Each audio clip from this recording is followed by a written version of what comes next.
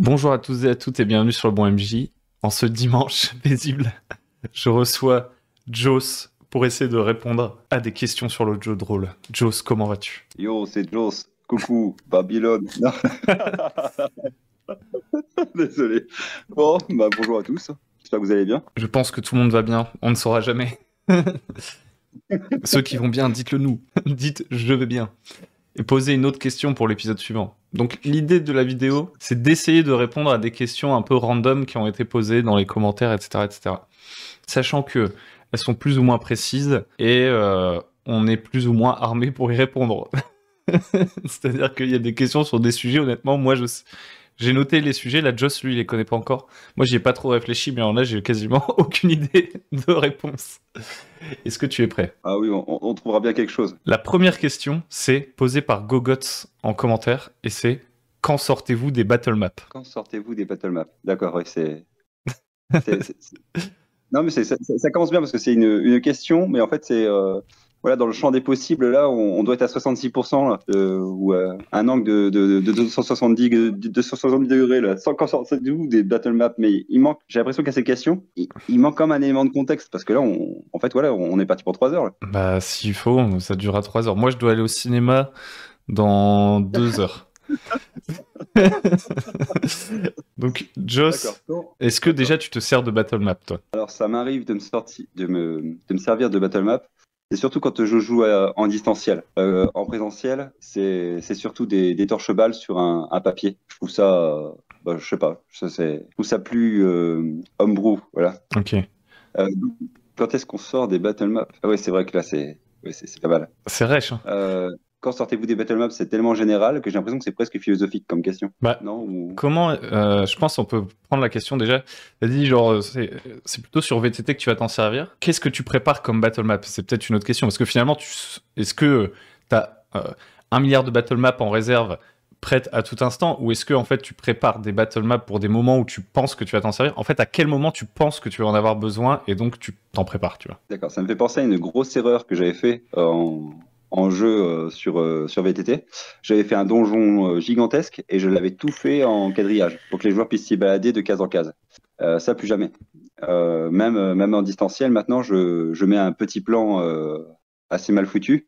Et seulement quand il y a besoin, ou quand on me pose des questions sur les cases, là, je me sers de plans. Quand je sais qu'il va se passer quelque chose, je prépare finalement que ce qui va servir. Et quand on me pose des questions sur quelque chose qui finalement n'est pas représenté par une battle map, soit je me contente de décrire, ou alors je sors un plan lambda où je trace vite fait au feutre pour dire voilà, il y a ça là, il y a ça là, il y a ça. Ok.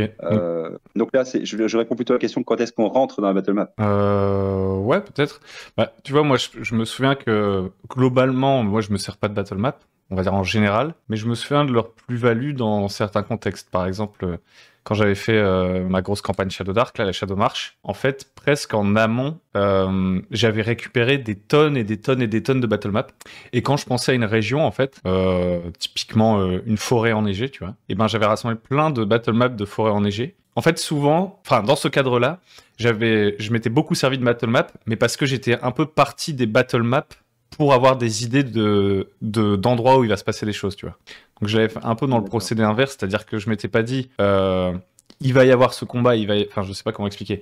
Je m'étais servi des battle maps comme d'un moyen de réfléchir à la partie. Donc je l'avais bougé dans le processus. J'avais pas réfléchi à ce que je voulais et ensuite chercher une battle map pour le faire. J'avais rassemblé toutes les battle maps neige que je pouvais trouver gratos et parfois payantes aussi. Et je m'étais dit, voilà, j'ai plein de scènes et ça peut m'inspirer un truc qui pourrait arriver pendant la campagne, quoi. Donc là, on est dans la battle map un peu world building ou qui te sert de réflexion pour créer ton jeu. C'est ça, ouais. Je sais. On peut aussi interpréter la question comme quand sortez-vous des battle maps? Quand est-ce que vous arrêtez d'utiliser ces trucs désuets, quoi? Et donc, apprenez à décrire et à utiliser le théâtre de l'esprit. Voilà, merci. Bah, je pense qu'il y a une plus-value. En fait, déjà, ça dépend des systèmes. Il y a des systèmes où tu te passes beaucoup plus facilement de battle map que d'autres, je trouve. Par exemple, je sais pas ton avis là-dessus, mais dans un système, on va dire D20 ou un peu, par exemple, chaque entité a des points de vie. Quand t'as un combat où il y a quand même pas mal de protagonistes, enfin de participants, bah d'un seul coup, vu que t'as un peu envie de savoir où sont quels ennemis et combien de points de vie ils ont, d'un seul coup, je trouve que c'est plus important. Alors que si par exemple, je suis dans un jeu, on va dire un peu plus souple, tu vois, où en fait, par exemple, un jeu Powered by the Apocalypse, je vois beaucoup moins l'intérêt de la battle map parce que par exemple, l'adversité, c'est plus considéré comme une entité, tu vois, une horde de gobelins, on traque pas chaque gobelin, etc. Donc je me dis, en théâtre de l'esprit, ça marche mieux. Alors que si il y a des questions de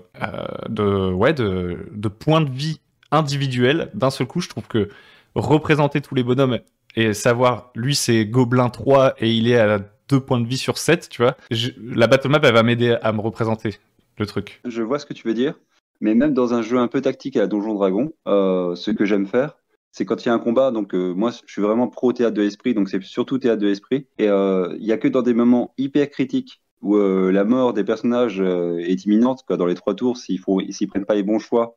Là, ça va être mortel. Sinon, la plupart du temps, ce que je fais, c'est soit mes descriptions étaient claires et les joueurs voient bien ce qui se passe, soit il y a mea culpa, j'ai mal décrit, je répète ce qui se passe, et comme ils ont mal décrit, ils ont pris des décisions par rapport à la perception qu'ils avaient sur le moment, et ben je fais en sorte que leur perception soit réelle. Si ça bousille pas, bon, c'est d'art. Je dis, bah, ok, on s'est mal compris. En fait, à la base, je voulais faire ça, ça, ça. Je sors un petit peu en méta. Et je dis, mais bon, comme tu as interprété ça, moi, je trouve que l'action que tu fais, elle est cool. Donc, on va la garder parce que c'est moi qui ai mal décrit. C'est pas ma faute que tu t'es mal représenté la scène. Et ça se goupille comme ça. Mais il y a que quand c'est vraiment une scène très critique avec des pièges partout. Là, quand il y a un risque de mort, en fait. Si c'est juste un risque de blessure, on n'est pas à 3 points de vie près, quoi. Là, je poursuis. Ok. Donc pourquoi toi, t'es plutôt pro théâtre de l'esprit plutôt que battle map, du coup? Parce que le fait de regarder un battle map, c'est comme le fait de regarder un film. Tu peux pas t'imaginer le personnage d'un film que tu es en train de regarder parce que le personnage, tu le vois. Il y a ton cerveau, il interprète l'image que tu es en train de regarder, ou à moins de fermer les yeux quand tu regardes le film. Mais j'arrive mieux à me représenter la scène quand on me l'impose pas. Putain, j'avoue, j'ai jamais essayé de regarder un film les yeux fermés. Je vais peut-être faire ça vu que je dois aller au cinéma tout à l'heure. Là, tu mets le deux descriptions quand même. C'est ça. Ok, je vois ce que tu veux dire. Moi aussi, globalement, je vais plutôt être théâtre de l'esprit, ne serait-ce que par économie de moyens, mais je sais que ça peut avoir un effet. En fait, souvent on dit que la battle map, on pense à la battle map avec un peu ces effets pervers, je dirais, qui sont peut-être justement le fait qu'on s'imagine moins le truc, etc. C'est peut-être moins immersif, tout ça, tout ça. Et en général, dans la balance en face, il n'y a pas masse arguments, à part ça permet de mieux savoir où on est et d'être tous raccords et à la page et tout. Mais je trouve qu'il peut y avoir une plus-value supplémentaire à la battle map, mais ça nécessite, entre guillemets, de pousser un peu plus loin son utilisation. Tout élément visuel, même la musique, des fois, si tu joues en musique, tout truc qui, en fait, est dans la partie, est potentiellement un prompt pour faire un truc, tu vois. Par exemple, je sais que je m'étais servi de battle map pour des trucs où, honnêtement, on s'en tape. Des auberges, tu vois. Et en fait, dans ces moments-là, je mettais plein de portraits de PNJ dans l'auberge, et en fait, on considérait que ces gens, en fait, faisaient des trucs. Et quand le joueur déplaçait son token pour aller vers le comptoir et commander, bah, je lui disais les conversations qu'il entendait aux tables d'à côté. Et en fait, j'avais l'impression, à force, alors je sais pas si c'est souhaitable ou pas, mais qu'en gros, ça donnait une sorte de consistance supplémentaire à l'univers, parce qu'on se disait tout ce que je vois c'est interactif. En fait, il y avait pas, je mettais pas des trucs pour le décorum, et je partais du principe que chaque personnage qui était représenté par un token dans la scène avait une histoire, etc. Donc il pouvait tenir sur un bullet point ou que je pouvais avoir à improviser. Mais en gros, ce que ça faisait aussi, c'est que ça enlevait, ça sortait du paradigme. Les gens dans l'auberge sont du décor, sauf quelques personnages que moi, MJ, je vais pousser vers vous, quoi. Je vois. Après, on peut faire un mixte des deux. Par exemple, on va imaginer, parce que j'ai l'impression que tu te sers de la battle map là comme un bloc-notes finalement, comme quelque chose qui te fait penser. Parce que quand tu es à fond dans la partie, tu ne penses pas forcément. Ah, là, il se dirige vers là, vers le comptoir. Donc, il peut y avoir ces personnages qui sont là, qui parlent. Peut-être que ça, c'est possible. Mais comme un déclencheur, on pourrait penser que ça pourrait être une mini battle map que seul le MJ voit. Le MJ, il se contente de décrire, et pour garder la cohérence de son récit, il a sa battle map en face. Comme ça, Ouais. il dit, il y a un tel qui est là, là, là. Et lui, comme ça, il a tout en tête, mais ça encombre pas forcément la pensée des joueurs. Ils ont l'impression de dire qu'il a un super sens de l'orientation. Le MJ a tout se représenté en 3D, tout ça, mais en fait, c'est juste un bloc-notes. C'est vrai qu'il y a un peu de ça, ouais. Le fait qu'il y ait une sorte de référentiel visuel, moi, ça m'aide ça peut m'aider. Mais je dis ça, en réalité, la plupart du temps, je m'en sers pas. Mais voilà, j'y ai trouvé une plus-value dans ces moments-là, quoi. En fait, c'était une autre manière de préparer aussi. Vu que d'habitude, je m'en servais pas, Là, c'était comme j'utilisais Allbeer Rodeo, qui est un VTT genre super simple. Ben, en fait, je faisais une sorte de méga mood board, c'est-à-dire que je mettais des tonnes de battle maps sur mon Allbeer Rodeo, mais avec le brouillard de guerre, je les cachais toutes et je montrais que l'endroit où étaient les PJ. Mais je savais qu'à tout moment, hop, on pouvait passer d'un endroit à un autre. Et je pense que ça avait quand même marqué les PJ. Je pense que ça leur donnait un sentiment de consistance, potentiellement, de se dire, attends, j'ouvre la porte d'une maison et hop, la maison apparaît, tu vois. Je pense que ça peut renforcer le côté, ces choses existent, préexistent, le fait que j'interagisse avec. Ça ajoute aussi un effet d'ironie dramatique, dans le sens où le joueur en méta, il se dit s'il y a beaucoup de préparation ici, c'est qu'il risque de se passer des choses. Ça donne moins envie de gâcher l'ambiance dans l'auberge. Enfin, si on est un minimum respectueux du travail du MJ, on se dit bon bah là, il a quand même préparé beaucoup de choses. Ici, il risque de se passer des choses, on va s'attarder un peu ici. Voilà, ça donne envie d'y aller. C'est un genre de message implicite. Et pourtant, c'était plutôt cheap, hein. C'est-à-dire que genre, il y a plein de trucs qu'ils ont pas vu en fait. Mais moi j'avais juste un peu en mode j'ai une battle map d'une clairière. Dessus il y a déjà quelques tokens d'araignée, tu vois. Et en fait ça c'est juste un tout petit endroit d'une table aléatoire quand ils se promènent dans la forêt. Rencontre avec des araignées qui tombent des arbres, tu vois. Genre je dis n'importe quoi. Donc en fait ça m'a pas demandé beaucoup. Tu vois c'est pas du tout un point de scénario où tu dois passer et t'intéresser, etc. C'est juste que quand il arrive, bam, et ben instantanément il y a une battle map avec des araignées. Et du coup, le rapport qualité battle map, c'était plutôt quantitatif, tu vois. J'essayais pas de faire la battle map parfaite qui représente un endroit qui est prévu dans le scénario et tout. Ça, je me réservais peut-être qu'au donjon, tu vois, quand j'aimais bien vraiment penser le donjon avec des pièges à des endroits et des moyens d'interagir avec l'environnement. Ça, c'est beaucoup plus coûteux en préparation, alors que toutes les autres battle maps, c'était plutôt cheap. Je pense que ça, pour quelqu'un qui est visuel, ça peut aussi aider à improviser des trucs, même pour le joueur, tu vois. Genre, je suis dans la rue, là, je pourrais utiliser ce coin, etc. C'est pas le même exercice. Là, on pense battle map plutôt à petite échelle, à l'échelle d'un combat. Mais à l'origine, c'est plutôt fait pour les wargames. Tout ce qui était wargame avec les armées qui s'avancent et tout ça. Et là, on peut voir quand même deux écoles. Il y a l'école de ceux qui veulent du crunch, beaucoup de chiffres, beaucoup de nombres. Donc, c'est très tactique. Au final, vu que les nombres, ils vont s'étaler dans la longueur et tout ça, il va y avoir beaucoup de jets de dés. La tactique, bon, à la porte peut-être, mais il y a beaucoup de GD, c'est très très long, c'est coûteux. Ce que ça représente pour moi, c'est quand même, il y a une espèce d'impression de pouvoir de voir tous ces nombres. Voilà, j'ai 1000 hommes qui sont là et tout ça. On va les compter un par un. On a une impression imposante. Voilà, c'est un peu comme du bling bling, le bling bling du MJ. Mais après, il y a l'autre face plutôt narrativiste qui fonctionne très bien. C'est on va juste gérer les personnages dans cette bataille. Et les grands événements, tout est déjà plus ou moins écrit, et il y a juste des grands événements qui sont qui vont faire tourner la bataille ou pas, qui vont être joués, et ça demande beaucoup moins de préparation au MJ. C'est plus immersif pour les joueurs, et au final, il y a moins de bataille, mais il y a moins ce côté, voilà, j'en envoie plein la vue, et on va avoir de la bataille un peu tactique. J'ai l'impression que c'est deux plaisirs différents qui peuvent se mêler à différentes échelles. Donc, pour la question, quand sortons de la battle map, eh bien, dans ce cas-là, c'est quand on a envie de se concentrer, se focaliser sur l'échelle des personnages. Quand on n'a pas envie de voir les grandes scènes de bataille. On peut décrire les scènes de bataille épiques, mais quand on jette les dés, on a l'impression qu'il y a en plus la mécanique derrière, même si c'est en partie qu'une illusion, parce qu'il va y avoir beaucoup de jets de dés dans une bataille.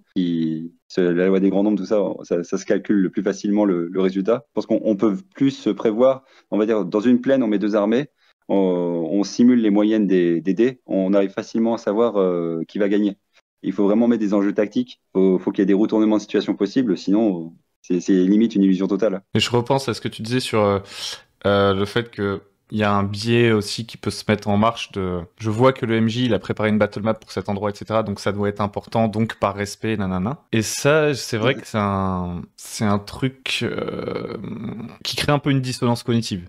Genre, tu sais, tu te dis, je dois jouer mon personnage, mais comme il y a une battle map, je dois jouer mon personnage qui veut se battre, tu vois, enfin, par exemple. Comme le MJ, il a préparé beaucoup par rapport à cet élément, je peux, entre guillemets, et même en tant que MJ, je peux être tenté, si j'ai passé vraiment énormément de temps sur une battle map ou une scène, ça marche aussi en tête de l'esprit. Ça peut me donner envie de pousser mes joueurs dans cette direction, tu vois. Ah oui, d'accord, je vois, ouais. Parce que sinon, je me dis, j'ai fait tout ça pour rien. Ça fait penser à ma dernière partie de Donjon Avec Me. Désolé, mais de partager mes traumatismes de jeu à chaque fois. Mais quand il y a le MJ, il avait préparé une rencontre avec des scorpions, si on allait plus loin. Il y avait une espèce de grotte au fond et de l'eau. On était dans le désert, on était complètement à bout de force. Et moi, je lui dis, mais la grotte là-bas, elle a l'air façonnée ou est-ce qu'elle a l'air naturelle? Et qu'est-ce qu'il me répond? Il dit, ah bah, t'as qu'à t'approcher pour voir, tu vois pas d'ici. Donc, en fait, il m'a tiré dans le piège, quoi, de façon méta. Mais c'est pour ça que moi, j'ai le sentiment que je préfère avoir de la quantité à proposer, en fait, voir la battle map comme un autre élément d'improvisation. Finalement, j'ai une battle map de grotte que je trouve stylée. Je la mets sur mon board. Un basilic sur mon board, je cache le token. Je mets un trésor sur mon board, je cache le token. Ça m'a pris vraiment pas longtemps. Et je me dis, au moment où ils entrent dans une grotte random, je peux leur faire jouer ça, tu vois. Et en fait, si je prépare plein de petits trucs comme ça, c'est comme ça me permet de rester dans un esprit bac à sable, vous faites ce que vous voulez, etc. Je me dis si, par exemple, tu sais, je passais 4 heures d'affilée sur Dungeon Alchemist à préparer un méga truc et tout, j'aurais trop envie de pousser mes joueurs dedans.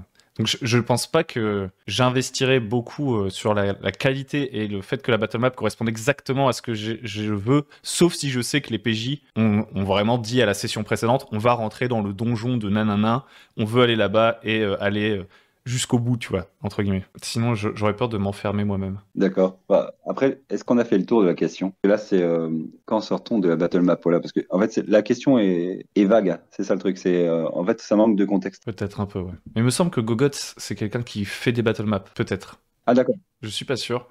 Enfin, je sais qu'il participe aux 3 Trolls, le podcast, et je crois qu'il faisait des tutos un peu Roll20 et tout, donc à mon avis, ça l'intéresse, tu vois. Donc voilà, on a donné nos opinions. C'est le but de ce truc, c'est pas vraiment d'avoir une super solution.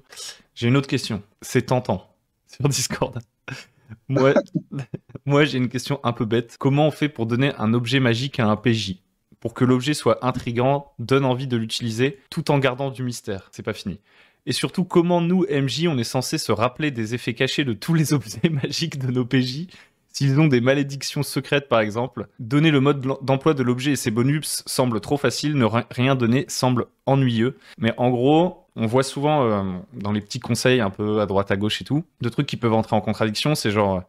donner des objets magiques qui ont des effets un peu stylés, etc., qui vont changer comment fonctionne le jeu, tout ça. Et en face, tu as une autre école, et je pense que c'est plus une sorte de ton fictionnel, je sais pas comment dire, qui dit, ouais, les objets magiques, ils devraient être rares, mystérieux, et vraiment impacter l'histoire et tout. Donc, est-ce que ces deux écoles sont conciliables? Voilà, je sais pas. Est-ce que toi, déjà, tu es friand d'objets magiques, Joss? Alors moi, oui, quand je joue à de la fantasy, oui, je suis friand d'objets magiques. Mais c'est surtout du one shot. Il y a beaucoup d'objets inutiles aussi, qui servent dans le contexte d'un donjon, par exemple, mais qui après, en dehors, bah, c'est juste une babiole qui fait un peu de magie, mais qui fait plus rire. Et au niveau des objets, quand ils sont importants, c'est vrai que les joueurs préfèrent avoir un objet qui a une histoire, qui a du potentiel, qui est ambivalent. C'est-à-dire que certes, l'objet, il aura de la puissance, mais il aura aussi ses faces sombres.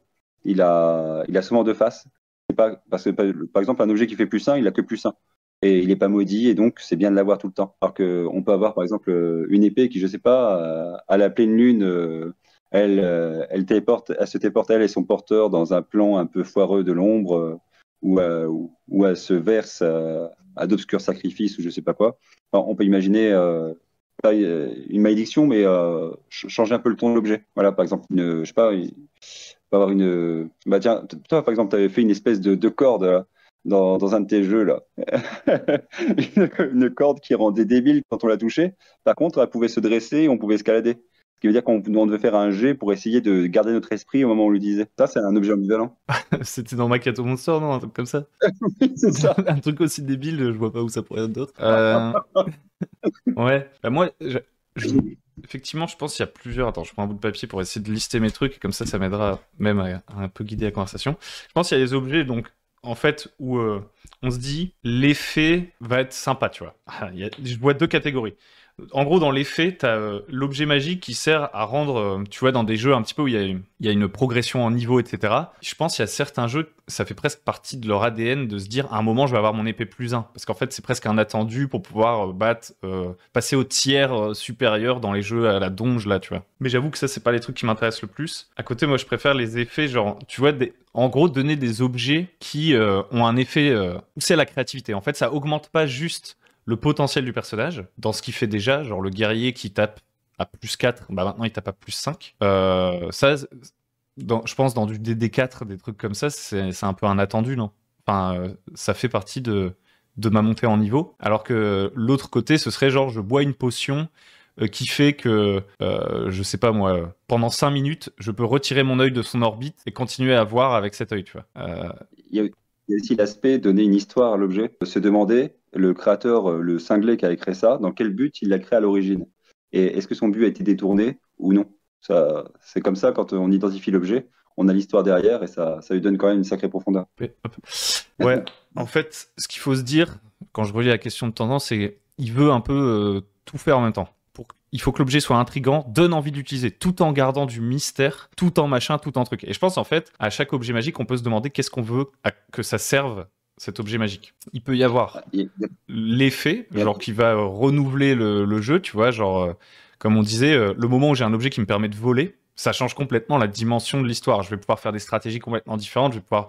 Et en combinant plein d'objets qui ont des effets un peu gonzo et tout, je vais pouvoir commencer à faire des bêtises. Et je sais pas s'il y a un intérêt à garder pendant très très longtemps du mystère sur cet objet. Parce qu'en fait, mon but quand je le donne, c'est de dire aux joueurs, alors vous allez faire quoi avec ce truc, tu vois? C'est plus le penser l'objet comme un gadget. Alors que quand tu me parles d'histoire, moi je vois deux possibilités. T'as l'objet qui augmente la vérisimilitude de l'univers.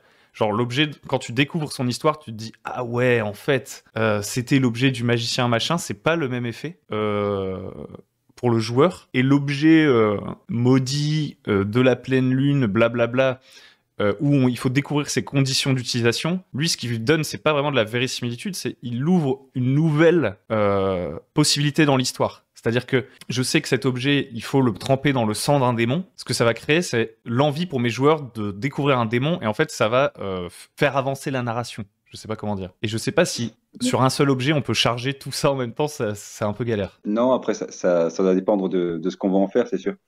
Quand tu parles d'objets gadgets, moi, ça me fait penser au Cypher System. Parce que c'est vraiment le système, de toute façon, il s'appelle Cypher System. Le Cypher, c'est justement les objets magiques gadgets ou technologiques gadgets. Et il n'y a que de ça. Et ça tourne autour de plusieurs choses. Il y a les, comment dire, les Numenera qui sont des objets qui sont des consommables. La plupart des objets sont des consommables. Par contre, il y a un turnover d'objets magiques qui est assez important dans le jeu. Et il limite l'utilisation des objets magiques. Et si on en a trop, il nous arrive quelque chose, un truc aléatoire, il nous arrivera un malheur en gros. Si on a trop d'objets magiques, il nous arrivera un malheur. Donc ça pousse à consommer des objets parce que le jeu veut qu'on consomme du consommable, des objets consommables. Et même les artefacts, il y a une chance qu'ils s'épuisent. Je crois que c'était une chance sur 20 pour certains ou c'est variable. Mais voilà, ça me fait penser à ça quand tu me parles d'objets gadgets.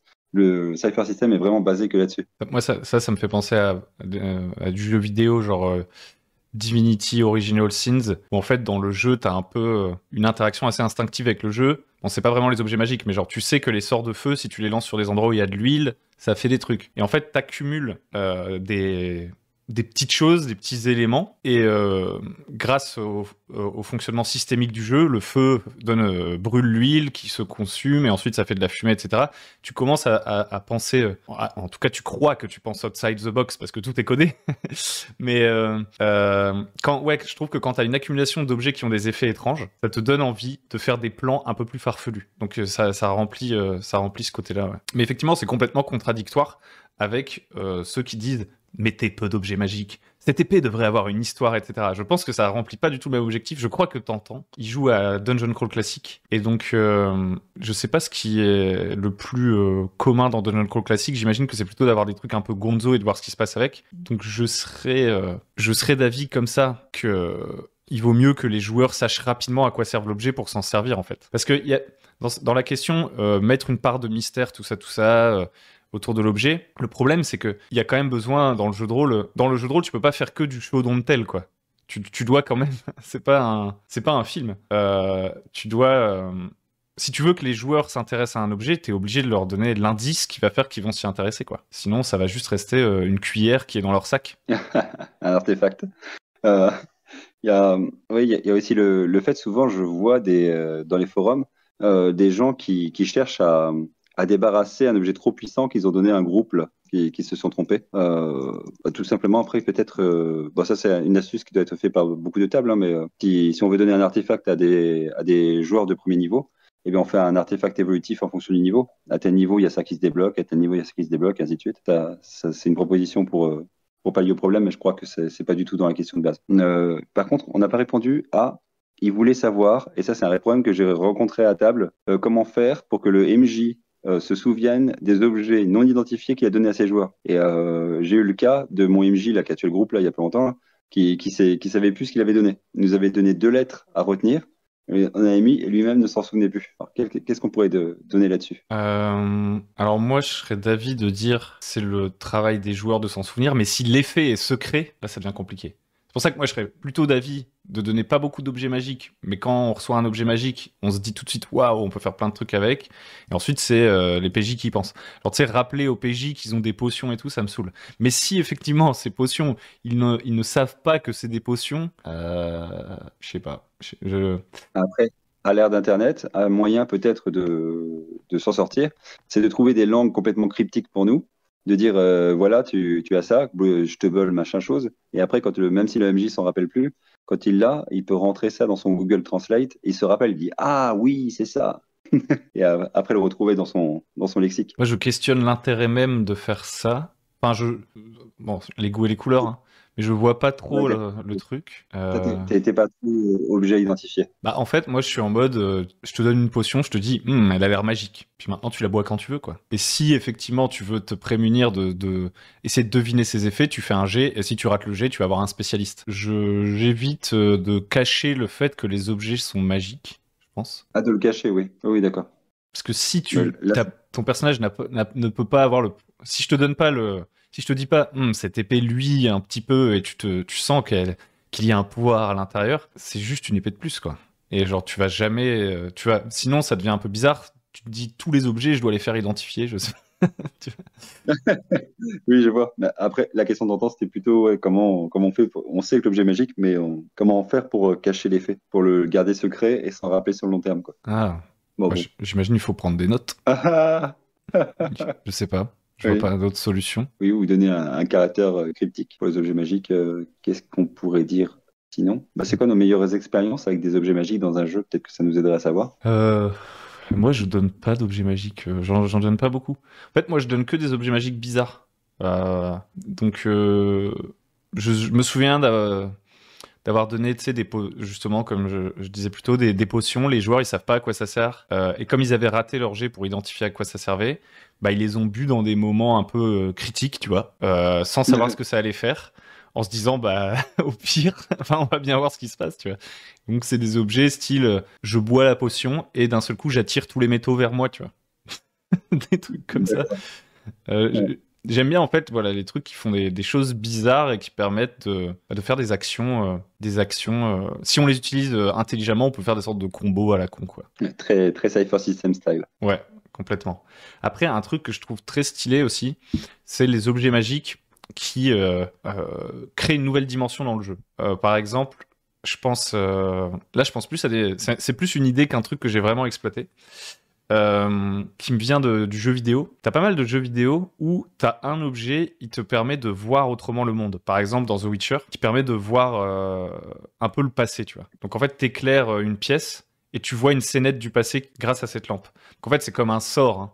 Mais je trouve que dans un univers où t'as pas tout le monde qui fait de la magie, attire l'arigot, etc., si par exemple à un moment t'as cette lampe, ça donne une toute nouvelle dimension à l'univers quoi. Ou un truc qui permet d'aller dans les rêves de quelqu'un, tu vois. Quelque chose en fait, une fois que tu l'as, ça fait de toi une sorte de super investigateur, tu vois. Quelque chose qui ouvre un autre plan, quelque chose comme ça quoi. Qui change le jeu d'un coup. Si je résume tes trucs, c'est plutôt du one-shot, de l'ordre d'une potion ou des objets comme ça.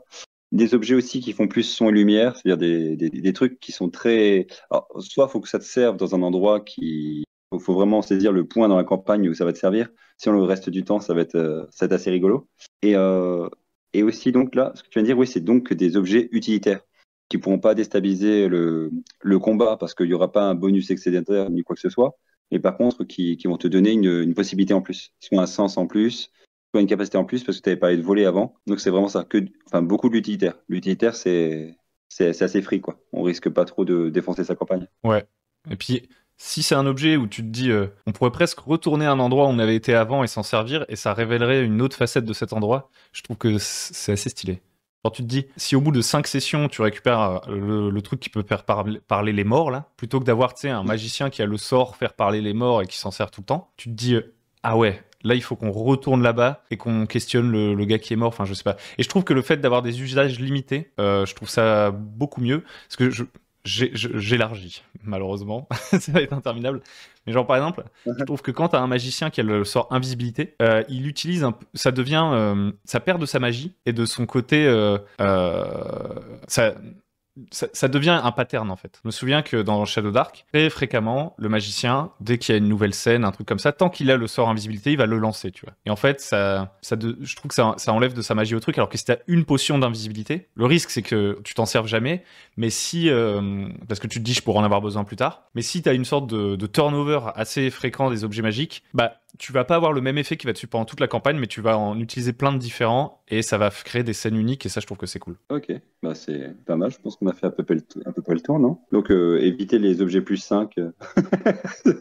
Je pense que ça dépend des jeux. C'est toujours difficile aussi parce que toutes ces questions, on les prend. Là, je sais que Tantan, il joue un peu à DCC, donc il doit avoir ses propres réponses dans le bouquin, mais j'imagine qu'il se pose la question plus largement. Je pense que ça dépend des jeux. Une épée plus 5 qui risque de suivre toute la campagne, faites une pierre aiguisée qui rend votre épée plus 5 je sais pas, pendant 24 heures, et puis comme ça utilisera la pierre aiguisée, et après, même si c'était une connerie, bah, il n'aura pas la fin. Yep, carrément. Ok, dernière question. La question est vraiment très, très, très, très large. Es-tu prêt? Ah oui, oui, oui, allez. Que ça passe mal tout de suite. Où trouver des inspirations? Des inspirations. Ouais. Ah, bah alors là. Ah oui, là, c'est très, très long. C'est vraiment infiniment large. Donc, c'est une question posée par Frère Toc. Toi, c'est où tu trouves... On va changer la question, parce que sinon, c'est impossible. Toi, où est-ce que tu trouves actuellement, où est-ce que tu trouves de l'inspiration, ou quels sont les trucs qui t'ont le plus inspiré? Je sais pas, ça peut être un angle. Je prépare une mini-campagne de Fabula Ultima, donc on va dire les JJRPG, voilà, c'est fini. Non, il y a absolument partout, en fait. Ça peut être en écoutant des conversations de personnes, ça peut être les dessins de mes enfants, ça peut vraiment être plein de choses. Le mieux, c'est de prendre des trucs comme toi, tu fais Hugo. Généralement, toi, tu dis, tu cherches pas à faire original, tu prends des tropes et tout ça, et après, c'est le comportement des joueurs qui fait que tes parties sont originales, parce qu'ils n'ont pas réagi du tout comme on le ferait ou comme on s'attendrait qu'ils le fassent dans un film. Yep, attends.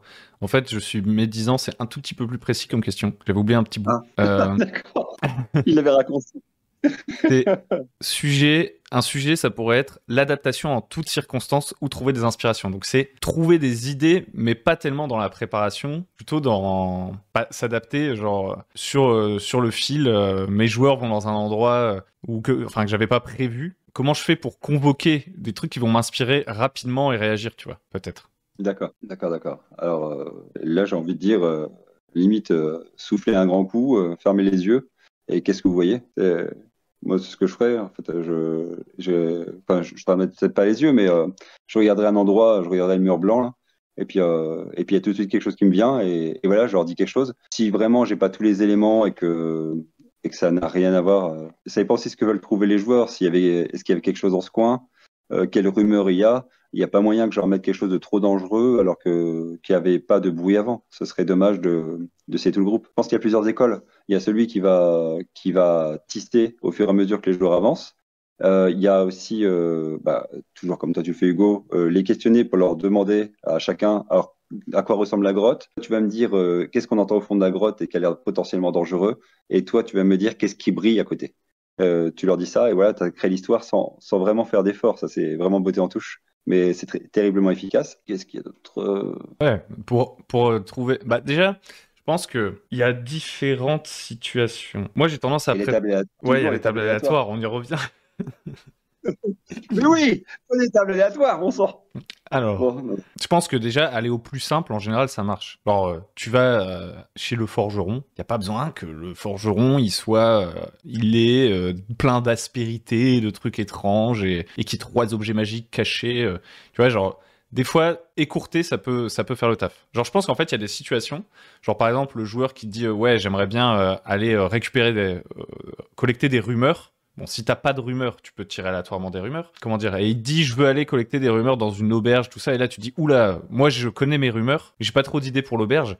Mais on n'est pas obligé de jouer toutes les scènes. Tu vois, ça, c'est un premier truc. Des fois, on a un peu envie, on a tendance à vouloir tout interpréter et donner de la couleur à tout. Je pense que déjà, le premier réflexe, c'est de se dire, est-ce que, en fait, il veut juste une info et on passe à la suite, ou est-ce que on va sur un truc qui a le potentiel d'être une scène et où voilà, il va falloir être un peu créatif, rebondir les uns sur les autres et tout.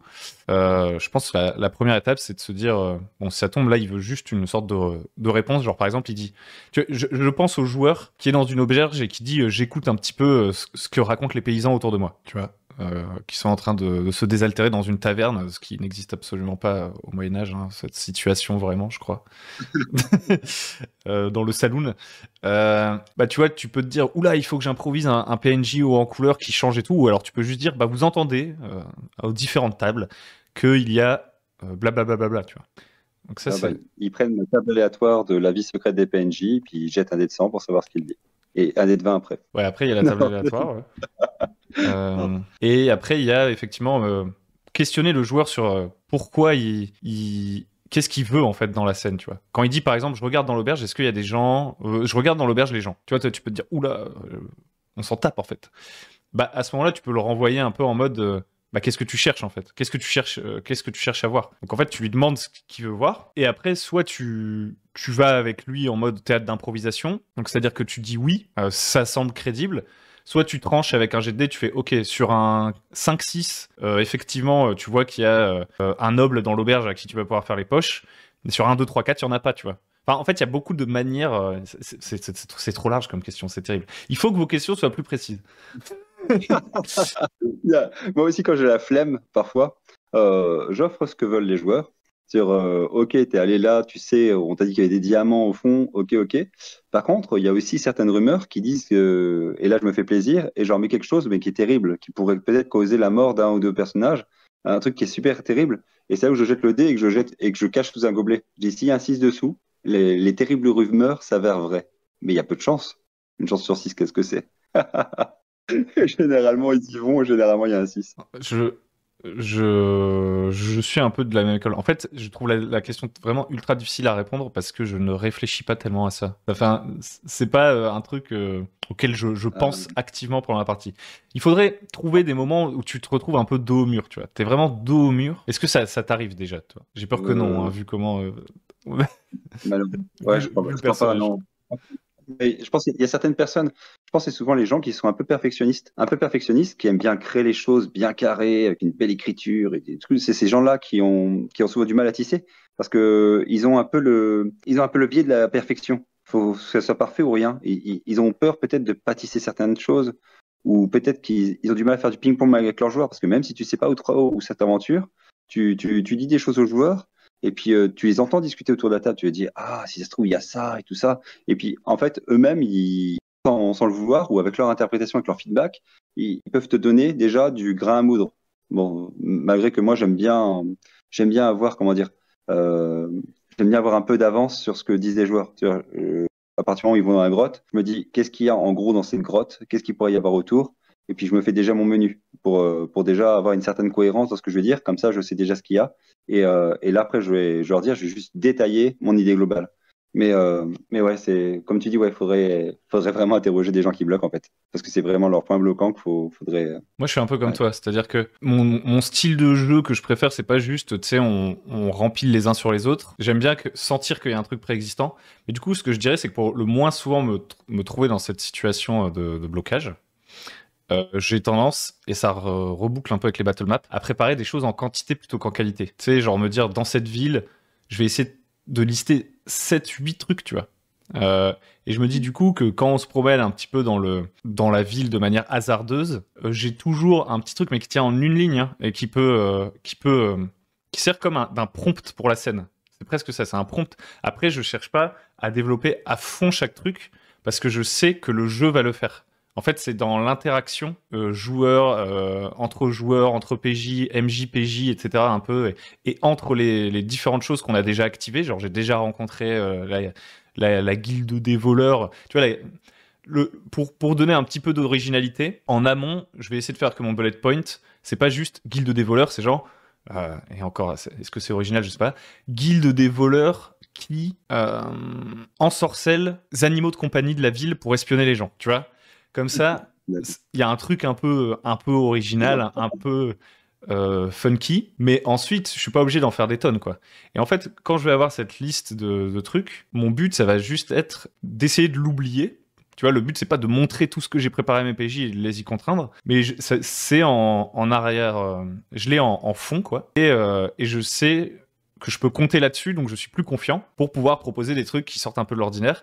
Mais sinon, en fait, en général, je développe juste sur la logique et sur les idées des PJ, quoi. J'essaie pas de tout le temps subvertir leurs attentes, parce que ça peut rendre plus difficile l'interaction si, en fait, tu te rends compte que dès que tu fais un truc, il se passe quelque chose de complètement bizarre, tu vois. T'as aussi envie que les actions de ton PJ puissent donner lieu à des scènes un peu normales, un peu attendues, pour toi pouvoir plus facilement interagir avec, et toi, en tant que PJ, venir y mettre ton grain de sel. Tu vois ce que je veux dire? Ouais, je vois. Mais imagine, tu bloques complètement. Bah, faut faire une diversion. Non, soit vous faites une pause méta, mais si t'as pas envie de faire une pause méta, tu fais une diversion, tu fais venir un dragon qui vole au-dessus, qui quand commence à brûler des brigands qui étaient en embuscade et qui dit Oh mon Dieu, non, venez nous aider! Ah! Voilà, puis après, vous dites Qu'est-ce que vous faites? Pendant ce temps, vous griffouillez un truc rapidement sur une feuille. Non, mais ça part en vrille. Et voilà. Et à la fin, le dragon s'envole quand vous avez fini le truc et c'est bon, ils peuvent sortir. Oui, on a eu chaud là, il y a eu un moment de tension effroyable et vous avez fini votre préparation. Vous avez temporisé vos 5 minutes. Ouais. Je pense aussi que ça peut être difficile, cette histoire d'improvisation. Tu vois, je me dis, si tu fais par exemple du 1 MJ, un joueur, bah, t'as intérêt à avoir des stratégies un peu différentes pour avoir le temps de réfléchir. Si la partie, c'est tout le temps toi qui es en interaction avec les PJ, ce que je trouve généralement problématique, tu sais, quand en fait, t'as l'impression que la partie de jeu de rôle, c'est les joueurs parlent au MJ mais ne parlent pas entre eux. Donc en fait, ça te laisse très peu de temps en tant que MJ, t'es tout le temps harcelé de questions, etc. Et je pense qu'il faut un peu sortir de ce schéma-là. Tu te dis, en fait, les moments où je peux réfléchir, c'est aussi les moments où, en fait, je suis... les PJ parlent entre eux, quoi, tout simplement. Et dans ce cas-là, faut les mettre dans l'isoloir, faut les sortir de la table. Oui, de sortir de la table et parler parce que ça tire la. Oui, ils ont dit quoi? Il a passé un moment avec le MJ tout seul là. Qu'est-ce qu'il a bien pu avoir? Et puis ça leur donne peut-être envie de parler à l'autre joueur. S'ils savent tous des trucs que les autres ne doivent pas savoir et qui doivent unir leurs forces, après je sais plus quoi faire s'ils n'arrivent pas à se parler. Et ouais, je vois pas trop de moments où je suis... Il faut des questions plus précises. C'était le premier épisode. C'était le premier épisode. Oui, oui, vous nous emmenez qui ont eu la problématique, des gens qui ont eu ce problème, qui peuvent nous en parler et dire voilà, à ce moment-là, je suis sorti comme ça. C'est vrai que j'ai déjà joué à un jeu à MJ multiple où il y en a qui devaient prendre la suite, mais je me suis retrouvé avec des joueurs qui étaient incapables de le faire. Et ils nous disent non, désolé, je me sens comme si j'étais un examen et j'ai le stress de l'examen. Ils risquaient rien, les gars, hein. Ils étaient juste là à table, bonne ambiance, tout ça, et non, ils se disent j'ai quand même un stress de l'examen et je peux rien faire, il y a rien qui sort. C'est comme ça qu'ils me disaient. Et moi, j'arrive pas à comprendre ça, mais c'est ce qu'on m'a déjà dit. Je pense que ça peut être lié... Parce qu'en fait, c'est rigolo, parce que tu vois, là, on dit... j'ai interprété la question, mais si ça tombe, c'est même pas ça la question. J'ai interprété la question en tant que MJ, hein. Mais si ça tombe, en tant que joueur, tout pareil. Genre, tu vois, tu peux avoir de la difficulté à réagir à ce qui vient de se passer et tout. Et je pense qu'en fait, compter sur les autres autour de la table, c'est très certainement le truc le plus simple. Je sais pas quoi faire en tant que PJ, bah j'interroge les autres PJ, tu vois, je fais vous avez un plan? Oh non, c'est catastrophique comme conseil. Il faut surtout pas dire ça. Je retire ce que je viens de dire. Si tu dis vous avez un plan, ça part en couille. Bah, au moins, tu sais que pendant 3 heures, on va parler, quoi. Voilà. Vous préparez le plan, ils font un jet d'intelligence.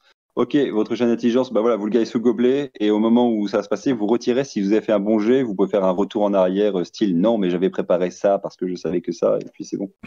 C'est bon, tu as fait 16 ans d'intelligence, tu as le droit à 3 possibilités de changer quelque chose. Qu'est-ce que tu as fait avant? Et puis voilà, comme ça fluidifie. Oui, je pense que, en tout cas, ce que je veux dire, c'est que je pense que tu peux compter sur l'intelligence collective des gens. Quand il y a quelqu'un qui demande qu'est-ce que je vois dans l'auberge, c'est probablement qu'il s'attend à voir un truc dans l'auberge. Donc, autant lui demander bah, à quoi est-ce que tu es attentif en particulier dans l'auberge. Et si à ce moment-là, le joueur il dit bah, j'écoute les rumeurs, ok. En tant que MJ, je suis plus en mode bah, il n'y a rien dans cette auberge. Je suis en mode ah, il écoute les rumeurs. Et donc là, ça refocalise le truc. Et c'est pareil pour tout un tas de situations, quoi. Je pense que les autres peuvent apporter leur pierre à l'édifice. Et ça signifie pas forcément passer complètement dans un mode de jeu où c'est les joueurs qui inventent l'univers au fur et à mesure. Et c'est une corde à son arc, quoi. Et je pense que c'est la meilleure. Parce que si on reprend ta situation là où tu dis il y a des gens ils ont l'impression de passer un examen et tout, je pense que c'est justement il faut sortir de l'état d'esprit je dois en permanence être le gars qui amuse les autres, qui est la star, qui a toutes les idées originales et qui fait... En fait, la partie ne dépend pas que de moi. Donc, si j'ai vraiment aucune idée, je pourrais demander aux joueurs c'est quoi votre objectif et juste continuer à leur poser des questions et à travers leurs questions réfléchir à la situation et piquer leurs idées et c'est pas gênant et en fait c'est même assumé quoi. Enfin, ça fait partie du jeu de rôle. Donc, la question c'était... euh, Tu veux que je la redise? S'il te plaît, parce que savoir s'il y a quelque chose qu'on n'a pas couvert. On n'a pas tout couvert, ça c'est sûr. L'adaptation en toutes circonstances ou trouver des inspirations. Pendant la partie, moi je suis vraiment en mode où trouver des inspirations bah, chez les autres, là maintenant, dans la partie jeu de rôle, ou des tables aléatoires. Parce qu'en fait, si tu te poses la question, c'est probablement que t'es pas inspiré. Tu vois, parce que sinon, je t'aurais Ouais. dit inspire-toi d'un film. Mais si au moment où il se passe le truc, l'élément perturbateur, tu penses pas à un film, c'est là où tu paniques. Tu vois. Ah, d'accord. Ouais. Ah oui, c'est troublant. Enfin, le trou où il trouve rien du tout. D'accord, je vois. Ah, enfin, ouais, ouais, mais c'est pareil, ça nous arrive jamais. Pour moi, en fait, c'est un peu comme le syndrome de la page blanche, en fait, ce dont on parle là. Et à mon avis, le cerveau humain étant fait pour parler, enfin pour sociabiliser et pour connecter des idées entre elles, les tables aléatoires et poser des questions aux autres, en fait, ça va aider. Une fois qu'il y aura 3 idées qui auront émergé, je sais pas, là, je tire une carte aléatoire, j'ai Cap et Jol, ça me fait penser à une cape d'invisibilité. Bon, voilà, tu vois, pour aller libérer quelqu'un dans une prison. Et les joueurs, en fait, pareil, tu leur poses des questions et ils viennent te donner en fait les prompts qui vont faire qu'on va tous avoir une idée de là maintenant, quoi. Ou alors vous leur dites, vous sortez des petits morceaux de papier et vous leur dites, bon, sur un, vous écrivez le pire truc qui pourrait se passer, sur un autre, un truc bien qui pourrait se passer, et sur un autre, un truc très favorable. Et puis après, vous mettez une petite pioche et puis vous en tirez un. Tu dis, ah bah voilà, C'est vrai que ça, c'est improvisant. c'est intéressant ce que tu dis parce que je me souviens d'avoir fait, m'être un peu intéressé tu sais, au truc d'intelligence collective, tout ça. Et en fait, un des problèmes de l'intelligence collective, c'est que ça ne résout pas. Enfin, ça peut tout résoudre. Le problème, c'est qu'il y a des obstacles à l'intelligence collective. Par exemple, la peur du ridicule.